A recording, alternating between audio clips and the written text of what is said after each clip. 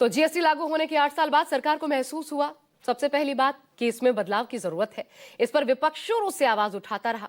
उसे समझने में सरकार को 8 साल लग गए, ये भी बड़ी बात है। खैर, देर आए लेकिन दुरुस्त आए। लेकिन जब जीएसटी की नई लिस्ट आई तो विपक्ष ने उसमें भी अपना मुद्दा ढूंढ निकाला।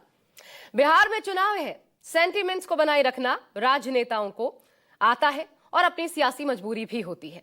विपक्ष ने सीधे सीधे आरोप लगाया है कि बिहार का तिलकुट और मखाना जीएसटी के दायरे में बना रहेगा और गुजरात का खाखरा और फाफड़ा जीएसटी से बाहर रहेगा। ऐसा क्यों?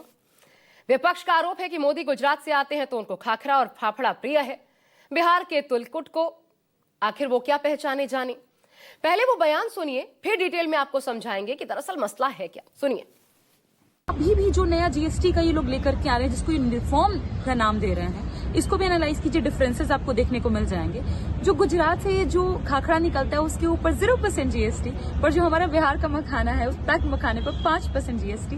हम चाहते हैं गुजरात का खाखरा पूरा देश खाए, पर मोदी जी क्यों नहीं चाहते कि बिहार का मखाना पूरा देश खाए। जिस गया जी बिहार में गए मोदी जी, उस गया जी जो जिसके लिए गया बहुत जाना जाता है, तिलकुट गजब, उसके ऊपर 18% जीएसटी।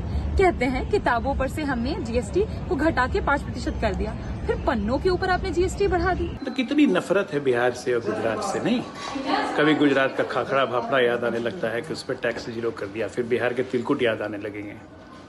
नहीं, कभी तो मानसिक दशा सुधारो भाई। टैक्स कम हुए तो उससे दिक्कत होती है आपको, जनता पे बोझ कम होगा तो आपको दिक्कत होती है कांग्रेसियों को। सीरियसली सरकार को स्वास्थ्य बजट बढ़ाने की जरूरत है। मानसिक उपचार बहुत जरूरी है। अब जरा समझिए, दरअसल मोदी सरकार ने नई जीएसटी स्लैब में संशोधन करते हुए कई चीजों पर लगने वाले जीएसटी में बड़ा बदलाव किया है। पुराने जीएसटी स्लैब 5%, 12%, 18% और 28 की तुलना में अब 5, 18 और 40% का ये 3 स्लैब रखे गए हैं। इसके तहत कई चीजों की जीएसटी दरों में परिवर्तन किया गया है। लेकिन इस परिवर्तन में जो क्षेत्रीय उत्पाद है उनके साथ भेदभाव देखा जा रहा है। इसे ऐसे समझिए, नए स्लैब के मुताबिक दरअसल हुआ क्या है। मूल रूप से गुजरात का प्रोडक्ट खानपान में आता है खाखरा, उस पर अभी 5% का जीएसटी लगता है। लेकिन ये जो संशोधन हुआ है उसके बाद ये जीएसटी फ्री हो गया है, 5% भी हट गया है पूरी तरह से। यानी 22 सितंबर से लागू होने वाली नई जीएसटी की दरों में खाखरा पर जीएसटी 0 होगी, नहीं देना होगा जीएसटी। इसी तरह गुजरात के ही उत्पाद फाफड़ा पर पहले 5% का जीएसटी देना पड़ता था, लेकिन अब जो नया नियम लागू होगा 22 सितंबर से, उसके बाद इस पर भी जीएसटी नहीं देनी होगी। लेकिन बड़ी बात यह है कि बिहार के मूल प्रोडक्ट के साथ ऐसा नहीं हुआ है। बिहार में बहुत मशहूर है, बड़ा पसंद किया जाता है तिलकुट। इस पर जो पहले 5% का जीएसटी देना होता था, उस पर अब भी ये 5% जस का तस बना रहेगा। इसी तरह मखाना, इस पर पहले जो 5% जीएसटी था उसे भी बरकरार रखा गया है। अब सवाल यह उठता है कि जिस तरह खाखरा और फाफड़ा गुजरात का लोकल प्रोडक्ट है खानपान में, उससे स्थानीय लोग ज्यादा जुड़े हुए हैं, उसी तरह से ठीक तिलकुट और मखाना भी तो बिहार का स्थानीय उत्पाद है। तो इससे भी तो बिहार के स्थानीय लोग, खासकर जो गरीब और मिडिल क्लास के लोग हैं, वो जुड़े हुए हैं सीधा सीधा। तो क्या तिलकुट और मखाना पर भी जीएसटी खत्म नहीं की जा सकती थी? यह सवाल उठाया गया है। देखिए, तो आपको इससे जुड़ी कुछ और प्रतिक्रियाएं हम सुनाएंगे, लेकिन दरअसल ये हाल तब है जब बिहार का मखाना वर्ल्ड फेमस हो चुका है। जीआई टैग मिलने के बाद मिथिला मखाना की क्वालिटी में लगभग 3 गुना सुधार हुआ है। इस कारोबार में बड़ी तादाद में मल्लाह समुदाय के मजदूर और किसान समेत स्थानीय व्यापारी जो हैं वो भी जुड़े हुए हैं। भारत के सबसे लोकप्रिय सुपर फूड्स में आता है मखाना। इसकी कीमत आज आसमान छू रही है। कैसे निकाला जाता है, जरा देखिए, तस्वीरें देखकर आप समझ पाएंगे कितनी मशक्कत इसके लिए करनी पड़ती है। तो क्या ऐसे में इस पर से जीएसटी हटाया नहीं जा सकता था ताकि ये और ज्यादा लोगों तक पहुंचे, फले फूले इसका व्यापार।